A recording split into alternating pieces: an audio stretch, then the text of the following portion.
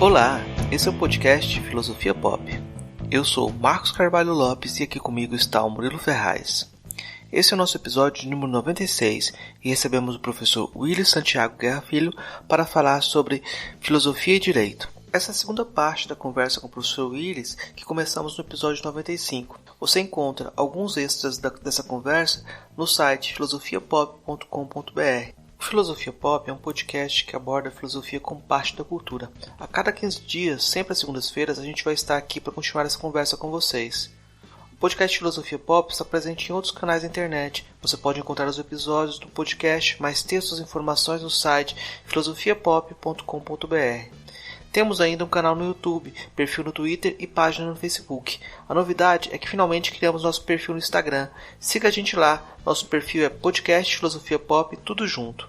Você também pode mandar um e-mail para a gente no contato@filosofiapop.com.br.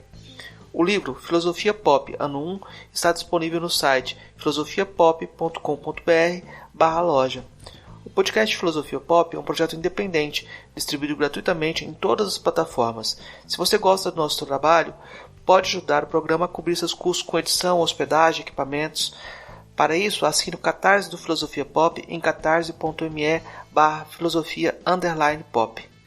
Se você quer ajudar, mas não pode contribuir financeiramente, dê aquela força na divulgação dos programas, compartilhe nas redes sociais, faça comentários e continue a desenvolver esse diálogo. Se na sua escola, universidade, terapia do sono, o programa foi útil, não deixe de repercutir esse resultado.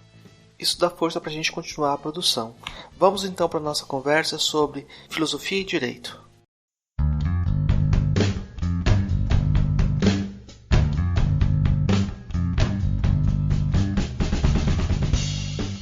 Hoje a gente retoma a nossa conversa com o professor Willis Santiago Guerra Filho. A gente falou no episódio anterior com ele contou um pouco sobre a trajetória dele, de formação, o diálogo com diversos autores, e ele comentou um pouco também sobre o caminho de diálogo que ele teve em toda a sua trajetória entre filosofia e direito, né? Para a gente retomar a nossa conversa, a pergunta então que eu queria lhe fazer, então, para a gente, nessa segunda parte, o que é direito? Opa! A grande questão da filosofia do direito, né? O direito pode ser compreendido de forma mais ampla, mais restrita, né? De uma maneira mais ampla, né? O direito como algo que se traduz numa norma, não é? Se traduz em obrigações, em proibições que são vinculantes para os que compõem uma comunidade, uma coletividade, não é? Entendido desta maneira, de uma maneira mais ampla, eu costumo dizer que ele é constitutivo do que somos mesmo, né? Aquilo que somos, ou seja, de certa forma, perguntar o que é direito é perguntar o que somos, né? O que é o homem, né? Que é o ser humano, né? Que é o ser humano, né? Quer dizer, o ser humano é esse ser que desviou de uma legalidade, digamos assim, natural. E a partir desse desvio, não diria nem que seja uma consequência dele, porque aí causa e efeito se misturam, né? Antecedente e consequente ficam indistintos, né? Porque é difícil dizer em que medida o desvio já não é produto de uma violação que já compõe o universo do direito, né? A gente sabe, eu tenho muita simpatia, né? Já declarei, você também declarou mais cedo na nossa conversa prévia, nosso apreço pela psicanálise, né? Então a gente conhece como é o mito da horda primitiva, né? Segundo Lacan, o único mito que o homem moderno foi capaz de produzir, né?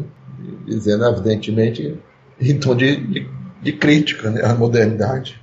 Eu vou pedir para o senhor explicar esse mito só para o nosso ouvinte que não tem a familiaridade, para se aproximar do tema. A horda primitiva, né? E parte da ideia da horda primitiva, que é uma horda, enfim, de hominídeos, né? Não é ainda propriamente o ser humano, está próximo, mas não é. Né? Sei lá, são bonomos ou qualquer coisa do gênero.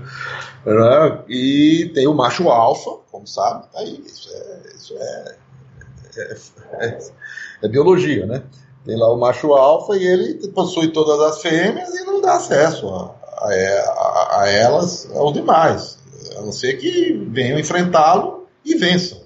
no confronto, e aí ele se acaba e é substituído por um outro, e este outro passa a ser o senhor e possuidor de todas, e o chefe, né? E assim vai. E o que o Freud fala é que houve algum momento na nossa história que os mais jovens, vendo-se incapazes de enfrentar individualmente o chefe, o macho alfa da horda, teriam esta ideia, né? Conceberam este plano de reunirem-se para juntos sim enfrentá-los juntos. Ou seja, violaram, né? Violaram a lei natural do enfrentamento individual. Ou seja, produziram um desvio. Fizeram o que se pode chamar, se quiser procurar um contrato social, seria esse. Um contrato de sangue, né? De assassínio, né? O assassínio, né? Assassínio a gente vai dizer depois, né? Na verdade não havia ainda um homem a ser morto, né? Ali ainda não era um homem, tá? Era um macaco, um chimpanzé. Mas esse gesto dos filhos da horda primitiva, dos seus filhos inclusive, né? Contra ele, de se articularem para realizar este objetivo comum, é um gesto fundador, é um gesto social, é um gesto humano, né? E isso teria resultado em sucesso, né? Eles conseguiram o intento, mataram aquele que depois vão reconhecer e lamentar como sendo o pai. Quer dizer, o pai é produzido já como um pai morto a posteriori, né?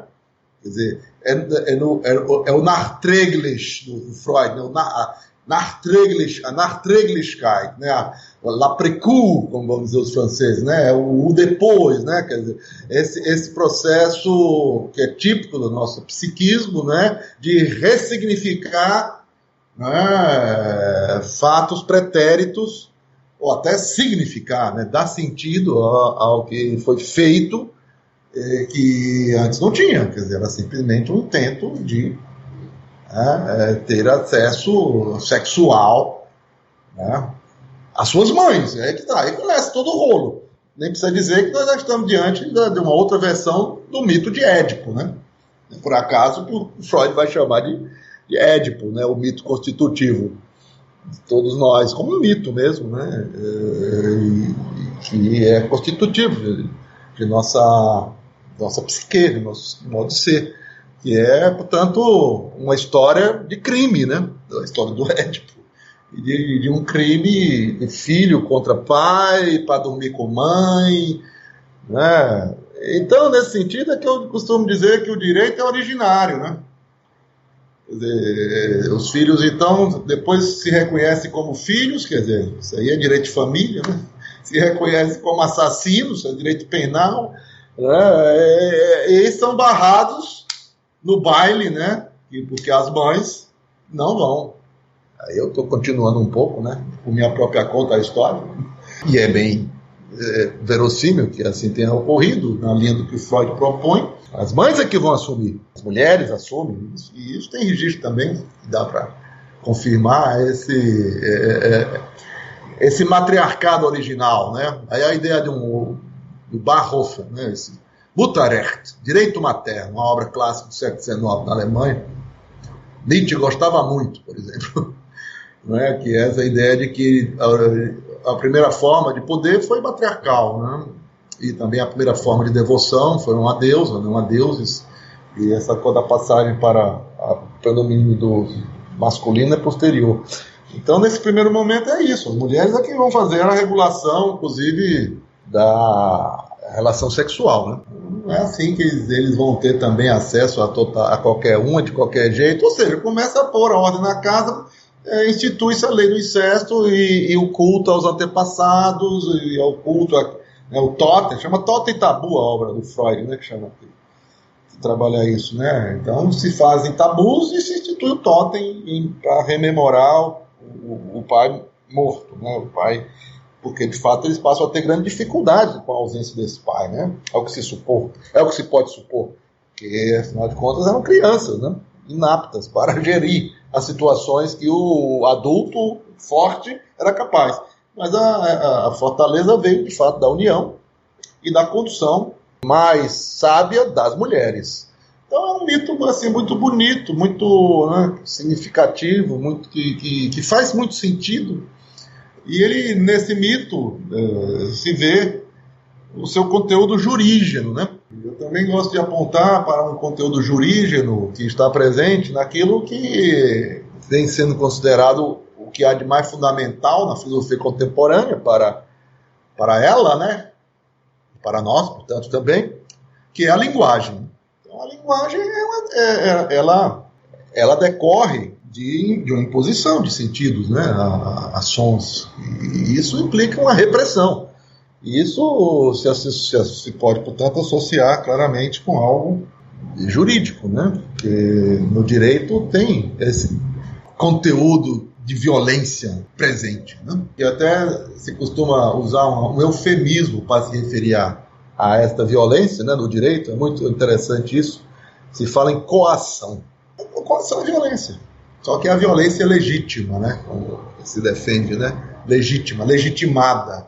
Né? Aceita até por quem sofre a violência, porque concordou. E aí já tem uma construção de pacto social diferente dessa que a gente estava falando aqui, né? É uma idealização que não corresponde ao que estávamos aqui situando no contexto do pensamento freudiano como sendo o verdadeiro pacto social, um pacto de sangue, de filhos para matar o pai e possuir as mães. Não é disso que se fala propriamente, como sendo o contrato social nas faculdades de Direito ou mesmo de Filosofia, não é verdade? Então, para dar uma resposta objetiva ao que é direito, eu só poderia dizer que é, na linha do que já foi dito, não é? Por Trotsky, lembrado por Max Weber, o monopólio do uso da força coativa, tanto, na sociedade. Então o direito é força? Bom, nesse nível, se quiser, ontológico, difícil escapar dessa constatação fenomenológica. Agora, é evidente que o direito também instaura a dimensão deontológica, né? O direito é instaurador da dimensão deontológica. É algo que a gente pode aprender numa discussão que é levada por um autor que é muito central na discussão da filosofia do direito, né, no século XX, que era um amigo do Freud, que é o Hans Kelsen, né?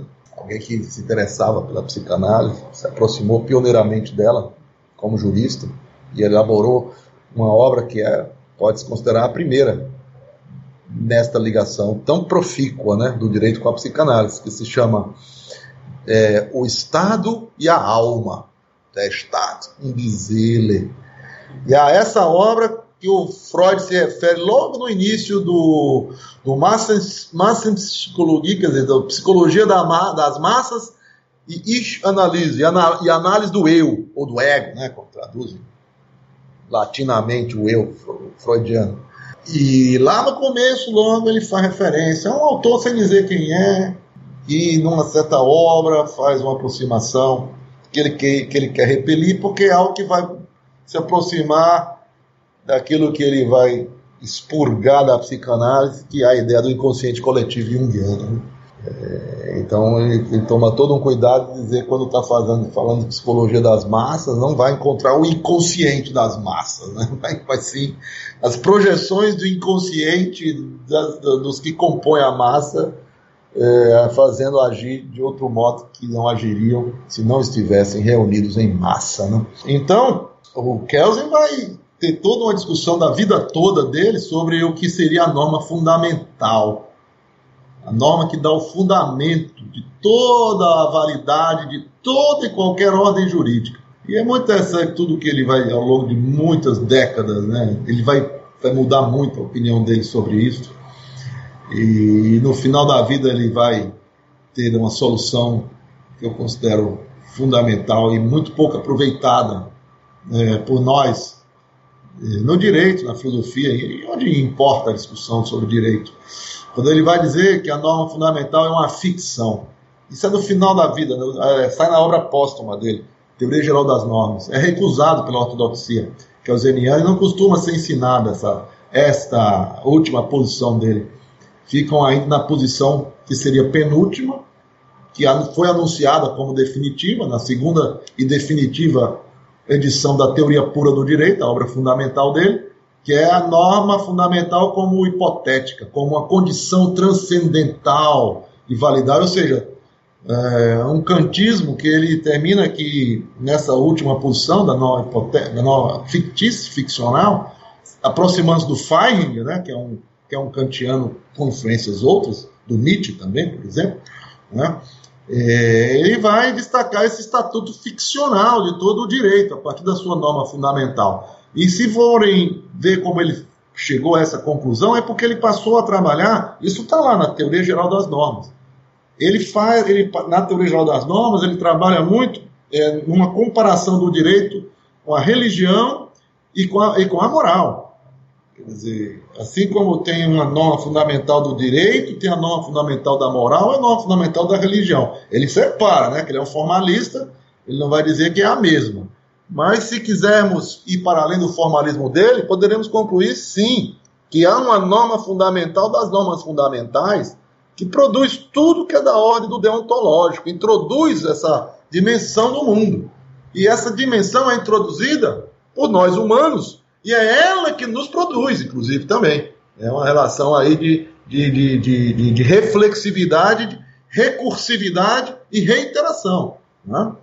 É um processo que o meu querido falecido amigo Niklas Luhmann, inspirado em Humberto Maturana, vai chamar de autopoiese. Então, é a nossa autopoiese, é a nossa autoprodução como ser humano que passa pelo direito. Então, e o direito, nesse sentido, seguindo o nosso Kelsen, o último Kelsen, é ficção. Ele é constitutivo e consolidador da ficção coletiva que é o nosso estar juntos. E, claro, está ligado com a nossa ficção individual, como demonstra esta origem jurígena do mito fundador da humanidade produzido pelo Freud. Eu não sei se ajudou. Foi uma resposta poética sobre o significado do direito, e aí eu vou perguntar como esse direito se tornou prosaico, como esse direito foi reificado. Um professor chamado Jorge Acosta Júnior, um texto dele, em que ele escreve um diálogo com o senhor, em que ele formula assim a reificação positivista do direito e seus resultados no imaginário. Ele escreveu assim: o direito do consumidor, numa dialética com o imaginário social, acaba criando um consumista do direito. Tal patologia totalitária no imaginário leva ao consumo de si para fins outros. Em outras palavras, a um consumo exacerbado de significações forjadas pelo direito. Eu vou pedir que o senhor explique um pouco mais sobre essa patologia da imaginação reificada em torno do direito. Eu acho que aí a gente vai dar um diagnóstico sobre o que aconteceu com essa ficção. Você pegou muito bem, fico muito feliz de ter trazido o meu querido jovem amigo, né, Jorge Acosta, um jovem brilhante, muito promissor, quer dizer, já não mais tão jovem, assim, jovem como você, assim, também é mais jovem que eu, é mais jovem, né, encontrar jovens como vocês é muito animador, viu, porque dá mesmo uma esperança que é necessária que a gente tenha e não perca, havendo, por outro lado, tantos motivos que falam em favor desta perda, né? E você tocou, né? Quer dizer, de fato a gente tem que fazer esse combate contra este prosaico, né? Esta vulgarização, este rebaixamento que é promovido no direito e pelo direito, no modo como se lida com ele, como se faz ele, né? Primeiro compreendendo que ele é feito por nós mesmos, né? E não que ele é algo que, como você disse, reificado, né? que se impõe a nós como os fatos naturais se impõem. Então essa naturalização precisa ser combatida, né? Precisa ser revelada os seus equívocos, né? A própria ideia de um direito positivo fala nesse sentido, né? Como vocês sabem, há uma dicotomia fundamental na filosofia do direito, no pensamento jurídico, Esta entre um direito que é positivo, e portanto gera um positivismo, que é uma postura de adesão a esse direito positivo, que de fato é um direito posto, né? Positivo vem de positum, em latim, que é posto, né? Então, o direito positivo é o direito posto, né? Então, há um direito posto, não há? Objetivo, inclusive, é assim que também se fala, né, em direito. Se diz que o direito é positivo e objetivo. Aqui um parênteses, eu me lembro das mais célebres discussões entre os meus pais, as quais, né, foram várias, mas essa especificamente, que eu me vi exposto desde muito cedo, né, era esta. Minha mãe e meu pai debatendo o seguinte: direito positivo e direito objetivo é a mesma coisa? Meu pai dizia que sim. Meu pai era um prático. Então, para efeitos práticos, não tem diferença. E minha mãe, que era uma filósofa, né, uma teórica, insistia na posição contrária. Não. Direito positivo e direito objetivo não são a mesma coisa. Aí, então, ele dizia para ela: é porque você é justnaturalista. Que é exatamente o contraposto do positivismo, né, é o justnaturalismo, né? Então é essa discussão que querem remontar até a Sófocles, até a pobre da Antígona, né? Muito comum isso, né? Antígona, grande representante do justnaturalismo, enquanto Creonte, o seu algoz, o grande representante do positivismo. Essa é uma reconstrução bem fraca, né, da história, eu diria. É uma história no estilo ficcional, mas que é nesse plano que nós estamos, né, do imaginário construtivo. Então, as ideias eu acho que tem que remontar, elas remontam mais ou menos mais a Aristóteles, né, o período de Aristóteles, não era Sófocles ainda. Estava chegando, mas não tinha chegado. Em Aristóteles a gente já vê algo mais claro nesse sentido, né, nessa distinção do que está posto, quer dizer, do que é de uma ordem institucional e vinculante, porque assim foi determinado, e o que é de uma ordem universal, do que pertence, afinal de contas, à essência do direito. Aí vem essa discussão das essências, a essência, o que é o direito essencialmente, que pode ser contemplado no direito, um determinado direito posto, mas esse direito posto pode se afastar dele, e aí ele seria injusto. A discussão da justiça, afinal de contas, né? E então o positivismo é aquele que vai defender que, olha, não importa se é justo ou injusto, o direito posto é posto e ponto final, a gente não pode questionar enquanto estudioso do direito. É uma postura, né? É o positivismo científico, né? Eu posso até não concordar, mas é direito porque está posto. É aquela visão do direito como mera força, né? Há uma força que impõe, que põe, está posto e pronto. E então uma outra visão que vai no sentido contrário de dizer, não é só porque está posto, o direito não pode ser visto como um mero fato, mas ele também tem essa dimensão deontológica, né? Ele também tem que atender a instâncias de validade, de validação, que não são apenas as instâncias, digamos assim, institucionais, mas tem instâncias, bom, e aí vem uma discussão que já vai para o campo da metafísica, né? Instâncias transcendentes ou transcendentais também. E, na verdade, essa discussão tem que ser superada, né, dialeticamente, né? A gente não pode, ainda hoje, nessa altura, permanecer preso a um debate desse, a dicotomias como essa, né? Porque, afinal de contas, vejam só, se quiserem, vamos pegar Antígona, né? Por que Antígona é justnaturalista? E por que é o Creonte que é o positivista? Percebe? Você já está configurando de um certo modo o que é o direito positivo e o que é o direito natural, né? Já está colocando o que seria direito natural, o que seria direito essencial, superior, como algo, né, transcendente, como algo bom, valorado positivamente, e o que é positivado, e positivo nesse sentido, valorado negativamente, porque aí vai se admitir que mesmo o que esteja completamente equivocado sob vários pontos de vista, seja aceito como direito, só porque quem tem o poder de impor vai dizer que é direito. Então, assim, a gente termina adotando um conceito de direito bastante reduzido e redutor, objetivista e alienante, sem dúvida. Então, o primeiro problema está aí. Entender que existe um direito posto, para começar. Porque é possível também questionar não só a existência do direito sobreposto, né, do direito natural, ou pressuposto também, que é o direito natural, né, tanto estaria acima como abaixo, do lado, enfim, aquilo que não é posto, não é positivo, né, mas que mesmo assim teria validade, porque seria da própria natureza humana, essas discussões, né, vai por aí. E aquilo que está sendo feito, né, o direito feito, né, de fato, né.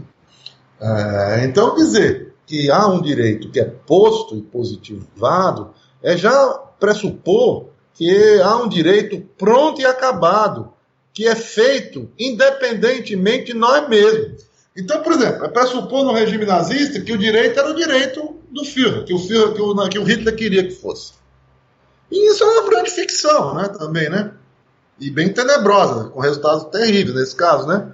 Porque aí vigorava de fato lá o tal do Führerprinzip, o princípio do Führer, segundo o qual interpreta e aplica o direito na Alemanha de acordo com a vontade do Führer. Agora, qual é a vontade do Führer? Bom, vamos lá, ele faz discurso. Na verdade, terminava sendo feita a vontade daqueles que aplicavam o direito, atribuindo esta vontade à do Führer. Como o Creonte, que atribuía o que ele fazia a Zeus. Não, eu sou um representante de Zeus. E como representante de Zeus, eu determino que não pode enterrar o Polinices, e que seja dada enterro com honra de chefe de Estado ao Eteócles, e quem violar essa minha determinação vai ser morto.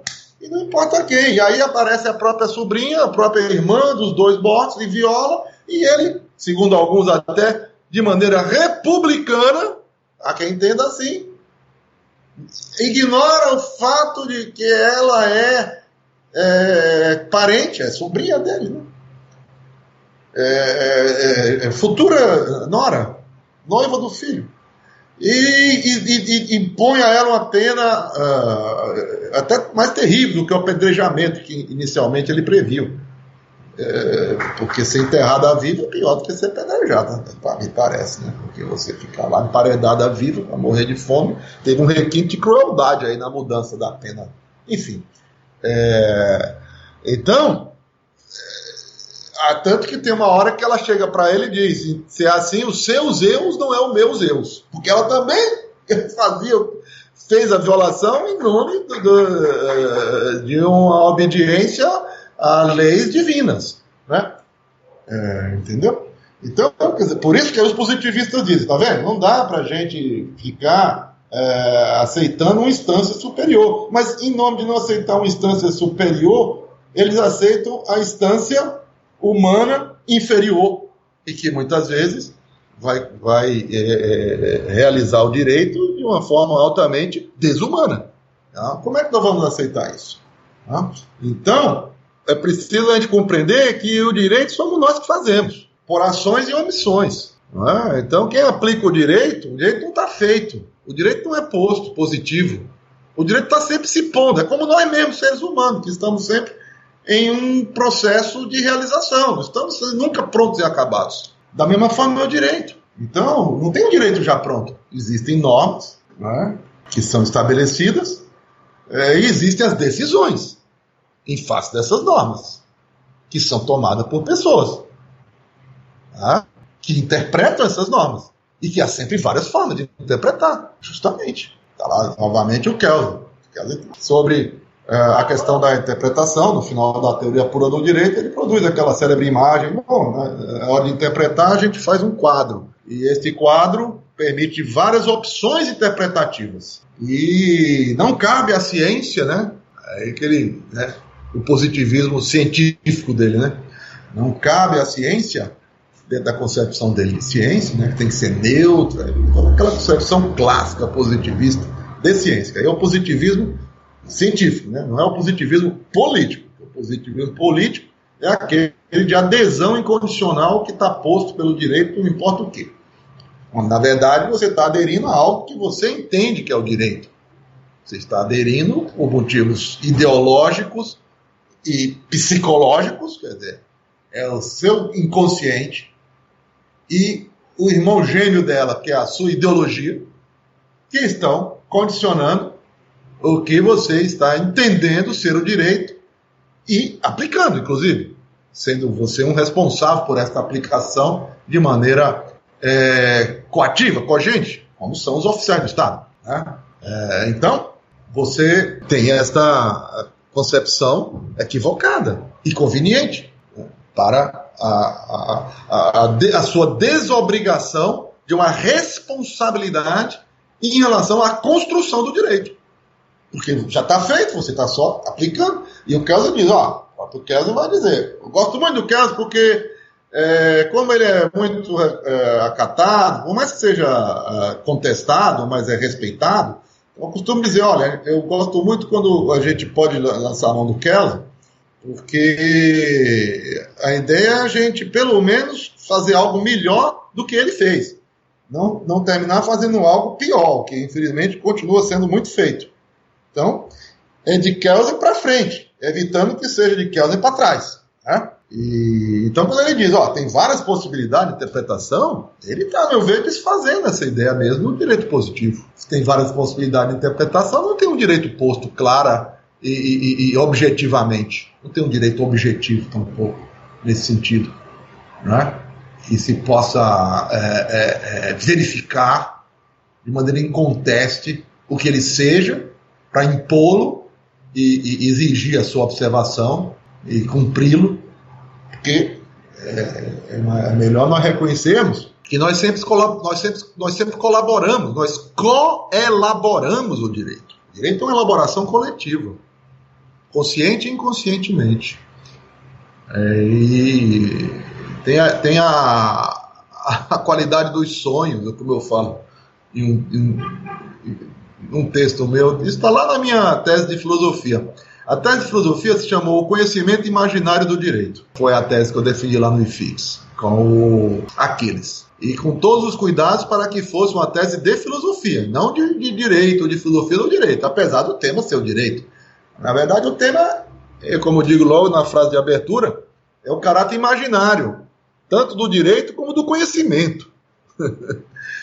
Não é? O conhecimento é imaginário, não é só porque é do direito, é porque o próprio conhecimento tem natureza imaginária. Tem essa natureza, né, onírica também, né? A gente é uma ficção, qualquer forma de conhecimento.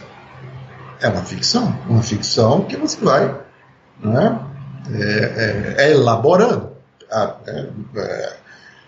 retificando. E é lamentável que termine sendo muito prosaica, não só no direito, mas na própria ciência. E na ciência do direito, então, é duplamente prosaica, né? Costuma ser, porque ela perde essa aproximação que eu defendo. E o Jorge, eu penso que é um aliado nisso, como minha esposa, Paula Cantarini, com quem depois publiquei um livro a partir da tese SNFIX, juntamente com trabalhos dela, chamado Teoria Poética do Direito, que tem a ver com essa discussão do imaginário, né, no direito. Então, qual é o imaginário? O imaginário é esse, que o direito é algo que se impõe a nós, que impõe a nós. E mesmo quem impõe, quem é considerado aquele que impõe o direito, de fato, tem aqueles que o fazem, não é? Porque tem os agentes do Estado competentes ou empoderados para tal, não é algo que existe de maneira reificada e objetificada, independente daquele que está impondo. A condenação de Creonte e o que ele fez, ainda que invocando deuses em apoio e validação do que fez, foi feito porque ele o quis, filo porque quilo, como disse o Jânio Quadros numa frase famosa dele. Então, de certa forma, tem uma frase que define o direito, que eu uso, tem um amigo meu no Rio que gostava muito, citava sempre, né, nas nossas conversas, de vez em quando, né, que é a seguinte: o que é o direito, se não aquilo que a gente quer que ele seja? Aí é que está. O quanto temos consciência desse nosso desejo, que está. Por isso que eu associo com o sonho, né, o direito, porque é um produto do desejo, né? Não é da vontade. Normalmente o direito é associado com a vontade. Uma vontade racional, deliberada, consciente, né? É uma definição clássica de direito subjetivo, né? O direito que o sujeito tem é o poder da vontade, né? Ora, isso é uma construção que a gente pode até remontar à teologia, a Don Scott, a Glenn de Ockham, essa teologia da onipotência divina, né, que é constitutiva na modernidade. Então essa é uma concepção de direito tipicamente moderna, na verdade, né? Tipicamente ocidental nesse sentido, claro. O moderno é o ocidental, ainda que seja o mundo todo hoje em dia, ou esteja no mundo todo, não seja o mundo todo no sentido de que tudo que está no mundo é moderno, graças, porque se assim fosse, já não tinha mais mundo. A destruição já tinha sido total, porque a modernidade é o deserto que avança, como dizia o Nietzsche. Eu vou voltar um pouquinho atrás, lá no Platão, já que o senhor está defendendo os poetas, para ter que lidar com Platão antes. Sim. Antes de chegar na modernidade. Sim. Depois a gente vai com Kant. Bom prazer. Porque a ficção de uma lei estável, redentora, né, que regulasse a politeia que ele imagina, é o que faz com que o Sócrates expulse os poetas, né? A ideia de que os poetas modificariam as coisas de acordo com suas paixões, né? E aí, o que eu queria perguntar é sobre o perigo da superinterpretação, né? O perigo dos duplos twists carpados hermenêuticos. Se a coisa é socialmente construída, como se preservar desses perigos? Essa é a pergunta platônica. Muito bem, aí a gente vai ter que ter uma conversinha sobre o que é que eu penso do Platão, né? Isso para mim é platonismo, mas eu tenho eu adoto muito a visão do Platão esotérico, né? Da escola de Tübingen, do Giovanni Reale, Marcelo Perrini aqui no Brasil, lá meu colega de PUC. Isso é o platonismo. De fato, se construiu a partir de Platão essa ideia, né? Que eu nem acho que seja, portanto, propriamente o que Platão pensava, né? E eu acho que Platão pensava algo bem melhor e mais sofisticado do que isso. Eu também acho, mas a gente tem que lidar com essa ficção do Platão, né? Essa é a construção do Platão, né? O Platão era um poeta, ele próprio. Platão era escritor. Os diálogos socráticos eram um objeto da poética de Aristóteles. O Aristóteles elenca entre os temas da poética os diálogos socráticos. Então, o Sócrates era irônico, né? E usava da ironia como método de conhecimento, como sabemos. Platão estava reproduzindo e se valendo também do seu mestre e publicando a parte que não se entende sem a outra parte que é impublicável, como ele diz, né? É a tese do Platão esotérico, né? Então é um grande mal-entendido que se produziu a partir da interpretação platônica, né? Da recepção do pensamento platônico, né? Nesse sentido.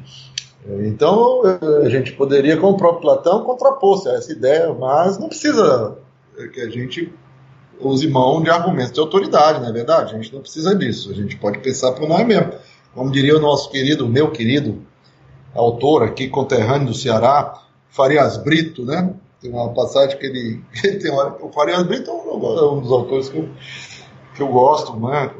Que eu estudo, um autor esquecido, né? Pouco considerado, eu diria, na nossa história, assim, que teve um trabalho pedagógico importante, porque ele transmitiu muito conhecimento de filosofia nas suas obras, na sua docência, mas ele também procurou avançar as suas próprias ideias. E nessa hora, tem hora que ele diz assim: e se alguém me pergunta com que autoridade estou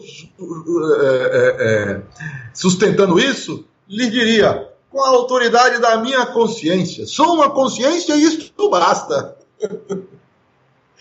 Não é verdade? Então a gente com base no que a gente pensa, a gente propõe e vê o que dá, né, do debate dessa proposta. Então, esse abandono da poética é uma tragédia. Quem começou o resgate, na modernidade, né? Claro. Nós estamos falando nós estávamos falando e vamos continuar agora falando, me parece, do que ocorre na modernidade. Porque por mais que a gente tenha voltado a Platão, a gente está falando do Platão que foi utilizado, da obra de um autor, como Osso, que foi utilizada para construir essa ficção, essa ideologia que é a modernidade. Eu adoto a concepção do Louis Dumont, né, de que a modernidade é uma ideologia.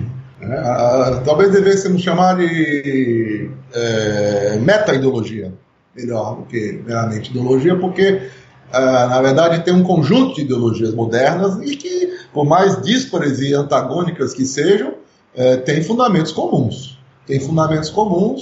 E se a gente for buscar onde é que está esse fundamento, ele não está na Grécia, não, ele está em Jerusalém, né? Ele está no cristianismo. Ele está em Paulo, portanto, claro que... Universal, né? Encontro, a ideia do universal. Universalismo, exatamente. Deixa eu então, jogar o Platão. Eu coloquei o Platão por conta da ideia de uma ficção de uma lei estável redentora. Platão descreve isso, né? O perigo que ele coloca dentro da República, você poderia contrapor aqui o Banquete, você poderia contrapor o Fedro, que são outros desenhos, mas outros Platões, né? Platão é vários platôs, então é muita coisa. Mas o perigo do excesso de interpretação, quando você abre espaço para o inconsciente, para o poético, estaria na falta de estabilidade dos significantes, vamos dizer assim, que abre espaço para excessos interpretativos. O ser humano abre espaço para nós, esse é o problema da atualidade, porque se a gente ficar nessa ficção da segurança do significante, o significado, a gente vai entregar, como está entregando, para a inteligência artificial a tarefa de julgar e de fazer o direito. E isso é terrível, isso é destrutivo, definitivamente destrutivo. Isso é a Matrix. Isso é o caminho da Matrix. Que o filme já mostrou pra gente. Não é possível que a gente vai entrar, mas está entrando. Infelizmente. Já vinha entrando. O filme mostra o que já vinha acontecendo, né? Como sempre, essas criações são sonhos, né? Também, né? Sonhos têm a mesma função do sonho para nós individualmente, né? Porque são antecipatórios, premonitórios, são... elaborações do que um momento mais sensível a gente consegue projetar, né? Então, a nossa chance está justamente em voltar a explorar a diversidade de significações, que é o que faziam os gregos com as tragédias, por exemplo. A tragédia ela era tanto melhor quanto mais proliferasse significados. E é por isso que aí até hoje a gente ainda há pouco estava falando de uma, que é uma das maiores também, né?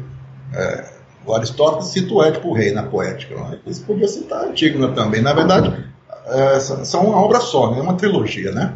Édipo Rei é a continuação de Antígona, escrita depois, mas retomando a história no momento anterior, né?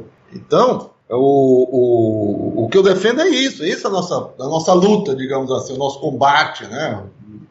E nisso temos aí, felizmente, várias pessoas que estão se unindo, por exemplo, nesse projeto Direito e Arte Brasileira, né? Que a gente editou já 2 livros, tem 2 no prelo, mais 2 no forno, né? E, quer dizer, isso não é uma coisa... A busca da poética não é um deleite, não é um diletantismo. Ela é essencial. E, efetivamente, penso, possibilidade de salvação. É algo da ordem da salvação, né, que nos faz falta, né, nesses momentos que estamos vivendo já há bastante tempo. Só tem se agravado com o passar do tempo. Porque cada dia que passa estamos mais modernos, não é isso? O moderno é o da agora. Então, cada dia é a modernidade, é o agora. Cada dia de agora, cada dia mais moderno, cada dia que avança a modernidade, portanto, nós vamos em direção ao precipício, que nós já estamos vendo ele ali, mas continuamos indo. Como é que a gente vai desviar disso? O Heidegger disse naquela célebre entrevista que eu acho que já lembrei da outra vez. Nur noch ein Gott kann uns retten. só mais um Deus pode nos salvar. Ou seja, é porque quando fala de salvação, está falando de Deus. Praticamente é um pleonasmo. Aí como, né, a maioria das coisas que se fala é como diria Wittgenstein, né? Então, qual é esse Deus? Qual é essa salvação? De onde virá? Né? Não virá daquilo que está nos ameaçando. Embora tenha aquele famoso verso que o Heidegger usa do Hölderlin, né? Ele usa naquele texto dele a questão da técnica, justamente, né? O texto fundamental. A pergunta pela técnica, né? Seria a tradução. Die Frage nach der Technik. A pergunta pela técnica. Como é que foi traduzido a questão da técnica? Lá no final ele disse, ele fazendo esse diagnóstico, né? O Heidegger estava fazendo esse diagnóstico lá atrás, nesse período aí, né? A gente estava indo para o buraco.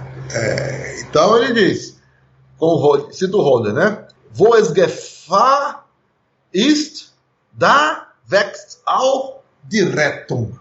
Onde está o perigo, ali cresce também a salvação. Tudo bem, a salvação vai crescer, claro, tem que crescer lá onde está a ameaça, o perigo.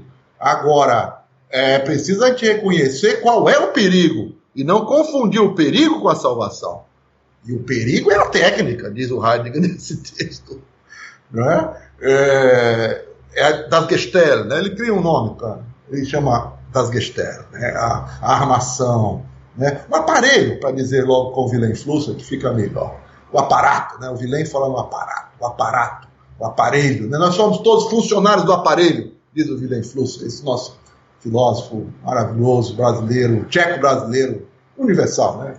Mundial, mas que também eu reivindico ele para a galeria da filosofia brasileira. Eu acho que ele concordaria, viu? Porque ele produziu as obras dele também em português.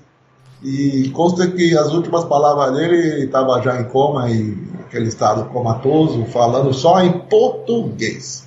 Então ele se tornou mais brasileiro que qualquer coisa. Falando aí eu lembrei da questão do estrangeiro, né? Porque eu estou pensando na ficção da cidade estável, o poético é o que vem de fora, é o estrangeiro, é aquilo que causa desordem, né? E o Kant, o Kant tem essa ficção na percepção dele, o estrangeiro você não deve ser tolerado, você deve ser hospitaleiro a ele, porque ele traz diferenças de costumes e pode trazer a modificação do direito e o seu aperfeiçoamento, né? Pronto. Nesse sentido também você tem uma outra relação com o outro, né? Você está propondo uma nova relação com o outro que também dialoga com como você vê o Ubuntu, por exemplo. Perfeitamente. E com a questão da crise autoimunitária, né? Que você me falou que também seria tema da nossa conversa, enfim, que é essa minha proposta no âmbito da discussão da teoria de sistemas do Luhmann, né? Da autopoiese, né? Que a autopoiese está produzindo a autoimunidade do direito. E isso porque o Luhmann fala que... Não sei se é isso que quer que eu fale sobre isso agora, não sei. Você que manda aí. Eu queria que você explicasse aí o que é a teoria autoimunitária, e aí depois o senhor me explica como que essa relação com a alteridade se modifica. Perfeito, é exatamente isso o problema da autoimunidade. A autoimunidade decorre, como sabe, quem começa a falar de autoimunidade é o Derrida, né? O Sloterdijk fala bastante naquela trilogia dele, as esferas, né? Quer dizer, coloca essa questão da imunidade, da imunização, como uma questão central, né? O Roberto Espósito também, né? Esse filósofo italiano, menos conhecido que o Agamben, né? Mas tão bom quanto, né? Eu acho que Espósito e Agamben, ambos merecem o igual apreço, inclusive pela divergência dele, que é muito produtivo. Então, mas o Luhmann coloca algo que foi a partir daí, quer dizer, eu vim do Luhmann, né? Quer dizer, eu tinha lido o Derrida, mas tinha lido antes o Luhmann, né? E o próprio Sloterdijk, quando escreve sobre o Derrida, o egípcio, ele, nesse livro, procura dizer quais são as referências mais ou menos ocultas do Derrida, que são aqueles que ele dialoga de maneira não tão explícita quanto o outro, E ele coloca entre eles o Luhmann, justamente. E o que do Luhmann? Provavelmente é isso mesmo, né? Essa ideia do sistema imunológico que está no Luhmann, de ter os sistemas, né? Como sabe, ele pensa muito no diálogo a partir do Maturana, né? Que é um biólogo, a autopoiese, pensada pelo Maturana para descrever a vida vem da vida, a vida produz vida, só a vida produz vida, né? E claro que aí cria sempre esse problema da origem, né? Então, o que produziu inicialmente a vida? Aí não tem. Essa discussão, ela é barrada. Não tem. A vida vem da vida. O que tinha antes da vida, que produziu a vida, não é possível saber. Já era vida também. Não? A vida é uma propriedade emergente, né? Assim que ele trata, né? A vida é uma propriedade emergente de propriedades não vivas, né? Físico-químicas, né? Mas aí surge algo que já é outro patamar. Você gera uma mudança de patamar. Quando surge a vida, já não é mais, né, uma mera reunião de componentes químicos e físicos, porque gerou algo que se produz, inclusive, né? E da mesma forma tem a propriedade emergente do pensamento, né? Que não se confunde com a rede neural, mas é necessário ter para gerar o pensamento. E depois é preciso ter esse pensamento para gerar sociedade, mas que novamente não se confunde, né? É o famoso anti-humanismo lumaniano, que diz que o ser humano não pertence ao sistema, e sim um ambiente do sistema. Isso causou muito escândalo. Luhmann causou muito escândalo sem querer. Ele era uma pessoa tão sóbria, tão discreta, mas tão coerente nas suas formulações, incisivo e rigoroso, e que ele propunha algo que escandalizava as mentes, porque as mentes também estavam muito acostumadas a pensar de uma forma um tanto, né, como eu diria, clichê, estereotipada, e ele contrapõe-se a esse estereótipo, né, com a teoria dele, que era uma teoria elaborada de uma perspectiva bem diversa da tradição. Ele recusa a tradição filosófica, né, conscientemente. Ele diz que vai fazer sociologia, mas a sociologia que ele fez é uma sociologia altamente filosófica, no sentido de que é uma sociologia holística, né, da totalidade, né, e isso é a filosofia também. Mas não na tradição da filosofia. Aí se aproximou da cibernética, das ciências mais diversas, a própria filosofia entra. Claro, sobretudo a fenomenologia. O Luhmann tem um débito, digamos assim, bem claro com a fenomenologia, né? Com Russell e com o próprio Heidegger, embora com Heidegger seja menos explícito do que com o Russell, né? E há quem também o aproxime do Nietzsche, né? Tem um autor alemão que escreveu um livro que faz essa aproximação de Luhmann com Nietzsche. Portanto, tem essa vinculação com o que vai se chamar, de certo modo, a pós-modernidade, embora ele recusasse. Né? Mas o Luhmann, no final, estava muito receptivo ao Derrida e a esses autores. Né? E, da mesma forma, o contrário. Então, quando ele fala que existem sistemas imunológicos na sociedade, diz que o direito é um deles. O que é que ele está nos dizendo? Né? E o direito, ele promove uma imunização contra os conflitos sociais, com os conflitos sociais. Tá? Produzindo uma espécie de vacina, uma espécie de antídoto, uma espécie de anticorpo, né, para o corpo social, se prevenir, se precaver e resolver da maneira menos danosa e menos, eu diria, ameaçadora possível o problema dos conflitos sociais. Né? Mas é um problema que é também uma solução, porque ele diz, nós aprendemos com os conflitos. Ele, Luhmann, né? Lá no final do livro dele, O Direito da Sociedade, né? Bem na linha do Kant, nesse sentido, né? Que lá na antropologia, no sentido pragmático, refere a ideia de que a gente quer a paz na sociedade. A natureza, o Kant fala natureza, a natureza sabe o que é melhor para nós e ela quer o conflito. Né? Então, porque o conflito ensina. O conflito transforma, é transformador. Ele produz, né, inovações. Mas, ao mesmo tempo, ele é ameaçador. Então, é preciso que haja um controle do conflito para ele não se desencadear naquilo que o René Girard chamaria de crise mimética, né? Que aí é destrutível da sociedade. Então, a autoimunidade, a crise é justamente aquela que vai ocorrer quando o sistema imunológico, não sabendo bem reconhecer o que é preciso combater e o que pertence ao interior e, portanto, deve permanecer no interior, mesmo oriundo de fora, claro, mesmo sendo estrangeiro, mas não é ameaçador, é benéfico. E o que deve ser expulso, o que não deve ter imunização. Lembre-se que a ideia da imunização vem da diplomacia, né? A imunização não vem da biologia, né? Vem da diplomacia. Quem tem imunidade é aquele que tinha o salvo-conduto diplomático para poder transitar, entrar e sair das fronteiras de um país, de um local, de uma cidade, né? Então, tem justamente a ver com isso, essa questão da gente ter um sistema imunológico capaz de perceber, não é, o que vem de fora e nos é benéfico e o que vem de fora ou está dentro e é ameaçador. E quando ocorre a crise imunitária, autoimunitária, é a perda dessa capacidade de estabelecer a imunização adequada. Imunizar, por exemplo, com o conflito e não contra o conflito. Não negando o conflito. Não negando que haja um Covid nos ameaçando. Ao mesmo tempo que tem a vacina do Covid, biológica, mas e a vacina social? Aí é o direito que tem que promover. Com a política, é claro, porque o direito, sendo força, é poder. E sendo poder, o seu conteúdo é político.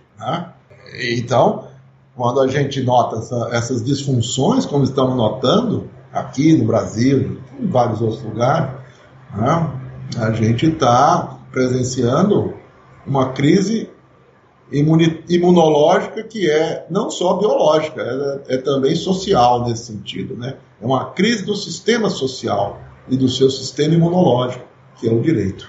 Eu acho que essa relação do paradigma imunológico com a Covid-19 aponta para a necessidade de uma sociedade mundial, né? Talvez até a palavra mundial seja ultrapassável, já que dimensões ecológicas diversas têm que ser colocadas aí, em que outras culturas e outras disciplinas entrem em diálogo. Eu queria que você comentasse um pouco sobre isso, porque o senhor tem caminhado em diálogo com outras perspectivas culturais, com outras disciplinas, trazendo isso tudo para a sua reflexão, né? Sim, sem dúvida. Se a gente não promove como eu diria, o ecumenismo, né? A gente precisa desse ecumenismo do pensamento, né? Para justamente conseguir escapar dessa prisão do pensamento que se tornou a modernidade, né? Veja essa ideia de que o novo é necessariamente melhor do que o velho ou o antigo. Quer dizer, isso é uma inversão total de tudo. Quer dizer, tá certo que o oposto extremado também merece críticas, que é o desprezo do novo em favor apenas do que é antigo. Ele, é evidente, não justifica o outro lado, que é o desprezo do antigo pelo que é novo. Então, a gente, afinal de contas, precisa chegar a um maior equilíbrio entre essas posições. A gente precisa de um resgate daquilo que é da ordem da ancestralidade, como a gente aprende também com as sabedorias de matrizes das mais diversas, né? A matriz africana, a matriz orientais, né? Quer dizer, eu diria até que isso é mais universal nesse sentido do que a universalidade da modernidade, que é a universalidade da novidade, que é a universalidade da boa nova. Por isso que tem essa derivação cristã paulina, né? É a universalidade da mídia, né? The news, né? O evangelios, the good news. Então, a gente está com essa universalidade simplificadora, que termina sendo, a gente está promovendo esta redução extremamente ameaçadora da diversidade, da pluralidade de possibilidades, que é o que se apresenta quando se é humano. Então, nesse sentido, é a desumanização, né?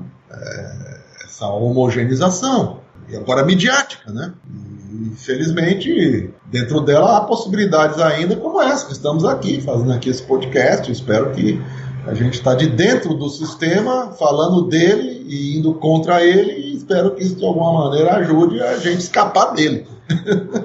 Eu acho que a gente fez um percurso já interessante. Não esgotamos nada, mas aqui a gente não esgota mesmo. A gente faz a abertura, e a abertura sempre é uma clareira para quem quiser caminhar, né? Então eu vou passar para 3 perguntinhas que geralmente a gente faz para todos os convidados. São perguntas simples para respostas mais curtas também, né?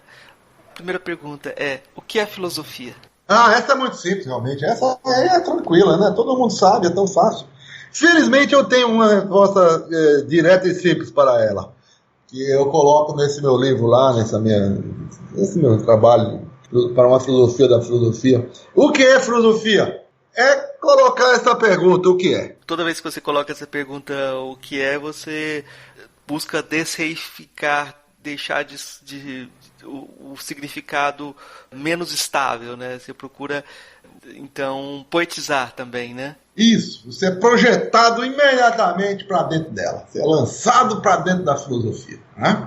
Você desconfia, duvida do que é, como sendo o que se apresenta ou o que lhe dizem que seja. Qual a filósofa ou filósofo que mais lhe impressionou daqueles que conheceu pessoalmente? Opa, pessoalmente? Nossa, aí eu teria que dizer o Luma, mas o Luma é filósofo? Você definiu filosofia agorinha.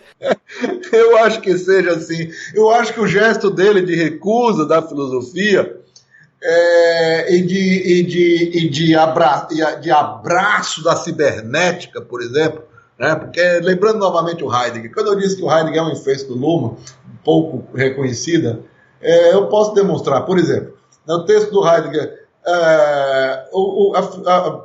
Was ist das de filosofia? O que é isto, a filosofia? Né? Então ele vai dizer, a filosofia começou em tarde iminente e terminou em Hegel. Aquelas provocações do Heidegger. Né? Mas aí ele terminou, mas não acabou. Nós estamos ainda no acabamento. Esse acabamento pode demorar até mais tempo do que levou até agora. E tal, não sei o quê. E aí lá pelas tantas ele diz, mas agora a filosofia foi substituída pela cibernética. Então, quer dizer, o Luma, quando ele abraça esse novo paradigma, que é um novo paradigma científico, né, transclássico, né, porque é holístico, né, e aí você inclui cibernética, teoria da comunicação, teoria da informação, semiótica, né, quer dizer, o que é a semiótica? É você estudar tudo e qualquer coisa como signo. Então não é mais uma visão científica redutora, e nesse sentido é próxima da visão da filosofia, que é totalizadora, né? que é da unidade da totalidade, né? Ein und Allheit, como diria o Schelling, né? Da unidade e da totalidade. E nesse sentido eu diria que, sem dúvida, o filósofo não oficial, mas que cada vez mais vem sendo reconhecido como tal, e é preciso que seja mesmo, né? que foi de maior importância encontrar e privar e conviver com ele, foi o Niklas Luhmann, né? Qual a filósofa ou filósofo favorito? Aí você mudou o tema, né? Porque aí pode ser vivo, morto, né? E cria maior dificuldade para mim, porque, né, como é que a gente vai dentre tantos? Eu vou ter que dizer aquele que me atraiu para a filosofia quando eu li um livro dele, não é? E a partir daquele momento, depois que li esse livro, aquilo surtiu um efeito tão poderoso em mim que eu li esse livro porque uma namorada minha que eu tinha naquele momento estava lendo um livro dele que já foi citado por você numa das suas perguntas, você já vai saber qual era. Só que esse livro dele que ela estava lendo era muito grande, e eu muito apaixonado por ela naquele momento. Eu era jovem, ela era mais velha do que eu era mais novo, eu tinha acho que 14 anos, 13 anos, 13 para 14, ela já tinha 14 para 15, uma coisa assim. E aí eu disse, puxa, eu vou precisar ler alguma coisa desse cara aí também, que ela está lendo, eu não posso ficar atrás. Mas vamos ver um menorzinho. E aí eu fui lá numa livraria que tinha aqui, que tinha vários livros de bolso, aqui em Fortaleza, eu estou em Fortaleza, né? Livros de bolso da Edições de Ouro, né? Ela estava lendo uma edição dessa, aquele robusto. Aí eu fui lá procurar um mais fininho, né, dessa mesma Edições de Ouro. E como eu estava apaixonado e vi que o tema do livro era o amor, eu comprei. Chamava-se O Banquete. Pronto, Platão. O que ela estava lendo era a República.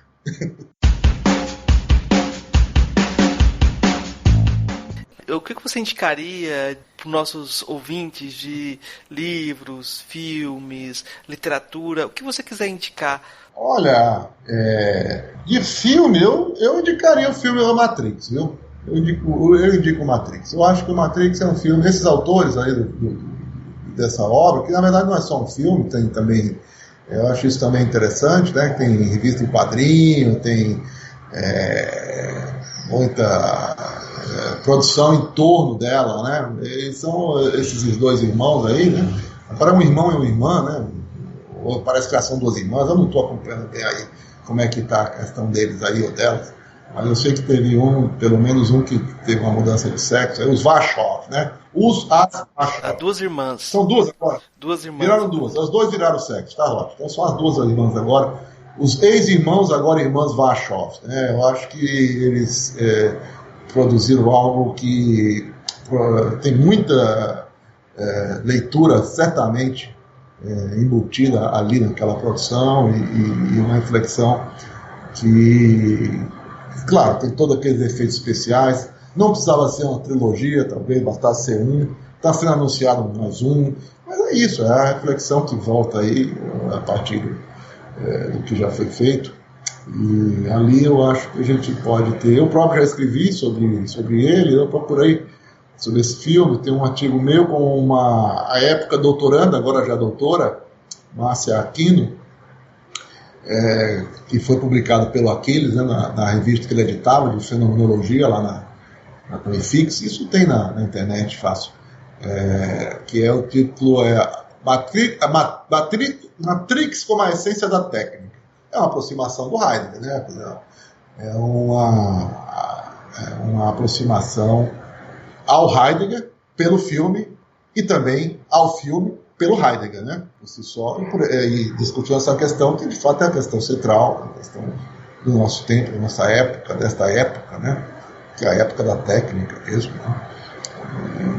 Então, e curiosamente eu já tenho notado que é um filme, eu pergunto aos alunos, né? Como a modernidade é isso, né? Quer dizer, já faz um tempo, né, que ele saiu e tal, já não está mais sendo visto, né? As pessoas já não viram, já só ouviram falar, já está se perdendo, como é normal nesse processo de esquecimento, que termina sendo o verdadeiro processo ao qual nós estamos submetidos nessa cultura de massa, né? Não é para registrar e ficar muita coisa, não. É para ser consumido e jogado fora diariamente. Livro, música, o que o senhor quiser indicar?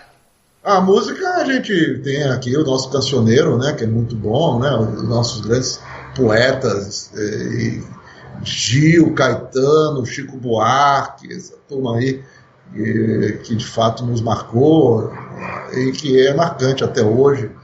E eu noto que as novas gerações, pelo menos uma parte delas, isso deixa de ser a vantagem dessa nossa cultura, que ela tem um armazenamento também, né? Então é possível sempre resgatar, né? Então nós temos aí, e o Belchior, né? Não posso deixar de citar pelo menos um cearense, que eu considero que é um poeta filósofo também, e músico, muito, que para mim foi muito impressionante. Eu me lembro, eu fiquei muito. É bem dessa época em que eu estava com essa namorada, que eu estava com tinha lido Platão. Na mesma época saiu o LP, né, o disco do Belchior, Alucinação. E me impactou muito também, me lembro, né, este disco, né? Então. Mas eu estou sentindo que de qualquer modo estou chovendo no molhado, são referências que as pessoas em geral têm, mas se quiserem saber, se são as minhas também, eu confirmaria que são. Agora só eu vou fazer as minhas indicações para a gente fechar, né? O senhor tem uma produção vastíssima. A gente já pode, quem quiser pesquisar, tem livros, tem artigos, e tem vários artigos e livros que dialogam com a cultura popular, né?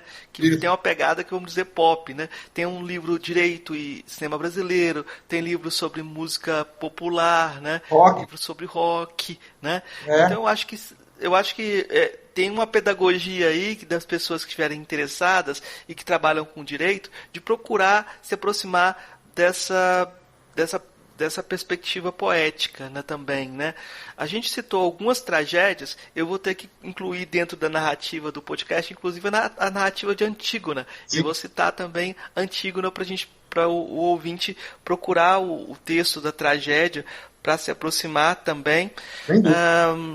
E tem mais um filme que eu vou indicar, que é o Céu de Sueli, né? Do meu amigo, do meu amigo Carinho. Eu escrevi sobre esse filme no livro Direito de Cinema. Foi o filme sobre o qual eu escrevi, que é do meu amigo de infância, Carinho Ainur.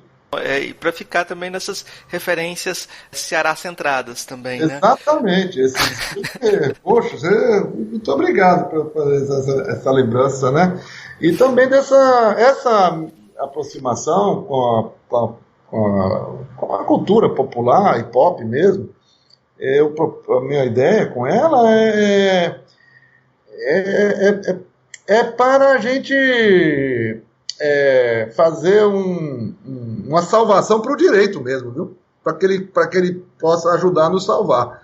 Porque é a partir dessa reconexão que eu avalio que a gente pode retirar o direito do isolamento cultural em que ele se encontra. E isso é algo que é péssimo para o direito. Sendo péssimo para o direito, é péssimo para nós.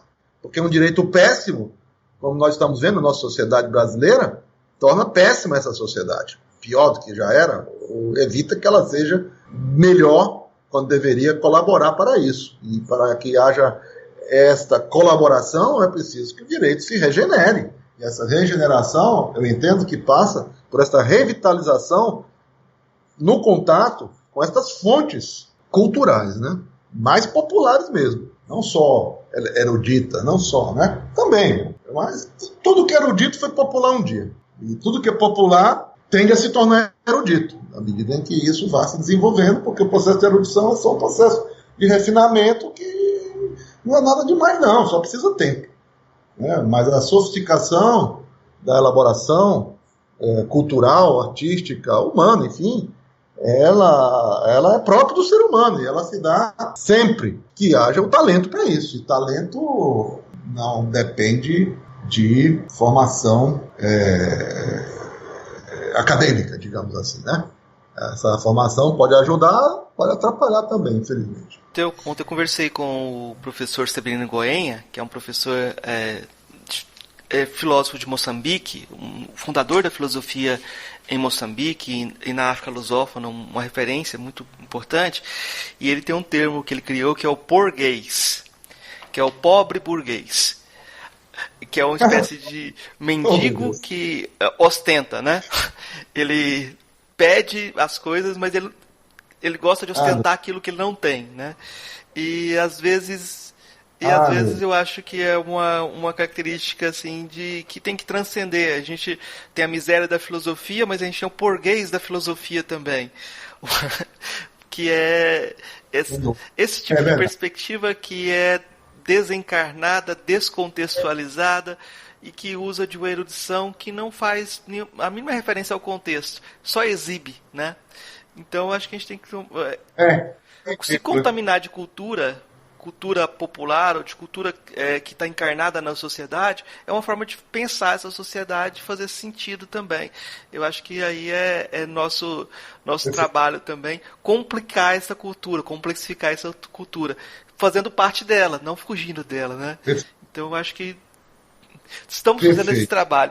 Então eu vou deixar espaço aberto, professor, para você fazer essas considerações finais, divulgar o que o senhor quiser, para fechar nosso bate-papo. Eu quero primeiro dizer que eu gostei muito, né, de nossa conversa. Espero que outros também possam tirar bom proveito dela, né? Isso aí, evidentemente, é o objetivo, mas que aqui a gente só faz a tentativa de atingir, né? E na tentativa, eu quero só dizer que fiquei muito satisfeito já, do meu ponto de vista aí, pessoal, né? E se você permite, então, já que perguntou sobre divulgação, eu quero chamar a atenção para esse trabalho que está inicial, meu, com a minha esposa, né, com a Paola Cantarini. Ela é artista, né? Ela é artista. E não só artista, mas também, né, tem toda a formação acadêmica, variada, rica, né? E temos essa nossa parceria, né, que é acadêmica e também artística, né? A gente tem feito vídeos e ela tem procurado divulgar isso, e para esse efeito, a contragosto meu, criou uma página no Facebook com o meu nome, e que é para esse fim, né? E por mais que eu tenha alertado e tenhamos alertado que é para isso, eu sou eu recuso o Facebook, eu me vinha recusando, né? E só que essa chegada lá provocou, assim, uma enxurrada de pessoas ali escrevendo, que gostam de se conectar pelo Facebook, que não é o meu caso, né? Agora mesmo a gente falando e só entrando mensagem de pessoas, meu Deus, eu não gosto desse movimento de Facebook, eu não gosto do Facebook. Eu acho que o Facebook é algo que tem sua função social, mas que tem também todo um prejuízo que causa, sei lá. Mas enfim, é uma mídia, né? E enquanto tal, a gente está lá no Facebook divulgando exclusivamente para esse fim de divulgação desses nossos trabalhos, viu? E quem quiser me contactar, lá tem a indicação do meu e-mail. Meu e-mail está sempre aberto, as ordens, e a gente se corresponde por e-mail. E se a coisa evoluir, a gente passa para o WhatsApp. Mas eu não chego no Facebook nem no Instagram, pelo menos por enquanto, porque fica sobrecarregando a cabeça da gente, o tempo da gente também, além de, sei lá, para onde que vai tudo isso que a gente está entregando para eles, né? Porque nós estamos entregando para os proprietários dessas empresas, que em geral é um ou dois, né? Mark Zuckerberg, Facebook, WhatsApp, e Bill Gates, Microsoft, Hotmail, etc. E eu me preocupo muito com esta centralização de poder que está se dando com essas pessoas. Jeff Bezos, et caterva, como diria o poeta. Muito obrigado, viu, Marcos? Obrigado a você, professor. Ei, gostou do nosso episódio? Apoia a gente lá no Catarse, é só R$5 por mês, o preço de um cafezinho. Ajuda a gente a continuar divulgando a filosofia no Brasil. catarse.me/filosofia_pop.